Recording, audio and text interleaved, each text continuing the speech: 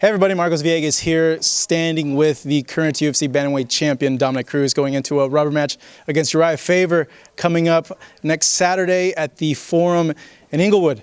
First time in a while you're going into back-to-back fights. Must be like the greatest feeling in the world for you to go ahead and be in a place like this, right? Yeah, 2 fights in a year is right on track for me. I'm used to that in my past, but yeah, I've had a lot of these stupid problems and speed bumps I've been running into, so it's nice to be able to put 2 consecutive camps together to get the rhythm going and get my body feeling like myself. Speaking of Uriah, it's the first guy that you fought in a rubber match. Got a lot of intel, a lot of info on him. Do you feel at this point you know just about every aspect of what he can do and what he can bring inside the octagon? Yeah, and to be perfectly honest, I had a rubber match with one of his teammates, Joseph Benavidez. We fought twice. And that was the first step at understanding rematches. It's a weird feeling when you get rematches because you know they're going to make adjustments, you got to make adjustments. But when it all comes down to it, they have to adjust to the things that I do because I fight I fight differently. So the key is be myself, get my body in tip-top shape, keep my mind sharp, and go out there and keep them guessing. And that's what's going to happen. Looking at the 2 other matches that you had, I know it's been a long time apart with them. One of them was when you were in the WEC, and the other one was about, I want to say, 5 years ago. What sticks out most to you in terms of those 2 fights? Is there one single thing that you've remembered and it stuck with you? Just his smug attitude, just his self-talk and talking about himself constantly. That's always stayed the same. He thinks very highly of himself, and that's what's made him probably do well, but the facts are that I've added a lot of things, and I've always kept people offbeat and kept people guessing in the fight, and that's the trick to this sport, is keeping people guessing. And when it comes to Faber, he's got certain tools that I know he uses, and he never switches from those tools, so I'll be prepared for him.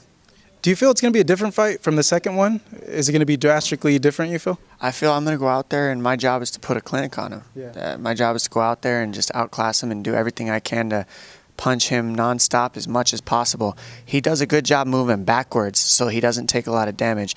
And the way Faber's mind works is if he doesn't get finished, he has a way to argue that he won. So instead of worrying about anything, all he's worried about is surviving. And that's why he moves backwards a lot, and that's why you don't see him take a lot of damage, because all he wants to do is get through the fight so he can argue that he didn't get finished. So the key is keep the pressure on him, keep him guessing, hit him with high volume, hit him with high numbers, beat him up, embarrass him. With that point that you're making, and this being a third match, and you don't want any doubt, do you want to put an exclamation point on him and go for the finish so that he can't go ahead and do what you just mentioned? You know, you hear everybody, I'm a finisher, I go out there and I get finishes. You know, that's a complete ego talking when fighters say that. The truth is the finish is when your hand's up at the end of the fight. That's the finish. When you walk away with the belt, that's the finish. I've done that 5 times, and I'm going to do it again on June 4th. How good is it going to be for you to know that after this you're not going to be dealing with him anymore? With who? With Uriah Faber. Who? Faber. What's his name? What, huh? I think you already passed it up. Yeah, gone. The Forum on that night, given everything you've been through and what you achieved in the last fight, what do you want us to write about or talk about, or what do you feel we are going to write about and talk about on that Sunday? Man, media, trying to assume what media is going to write about me. Whoa, this is a new, you're going to ask me what I think you're going to write about me? Well, the thing that you're looking at mentally, saying like, you know what, people are not even going to expect this from me, or people are going to see, you know what, I was able to do this against this type of opponent. The biggest thing that I've learned throughout this process is you can never guess what people are going to think about you. You can never guess what media is going to think about you. I could go out there and beat him for 10 rounds, and somebody's going to go out there and write an article how I didn't do something right. There's always another angle that somebody's going to attack, and that's never going to go away. So I don't try to assume what people are thinking, because I'm testing myself and I'm challenging myself. And the biggest test we can all have for ourselves is challenging ourselves. That's the only person we're really trying to prove something to when you really break it down. People lose sight of that, and then they lose sight of what really matters. And I'm focused on building a better version of me. And all I got to do is come a little bit better than I did my last fight, and I'll do that. So it's like Cruz 2.0, huh? There you go. On a final note, I got to ask you this because it's a hot topic and everybody's been asking everybody they can get on camera about it. Mayweather and McGregor.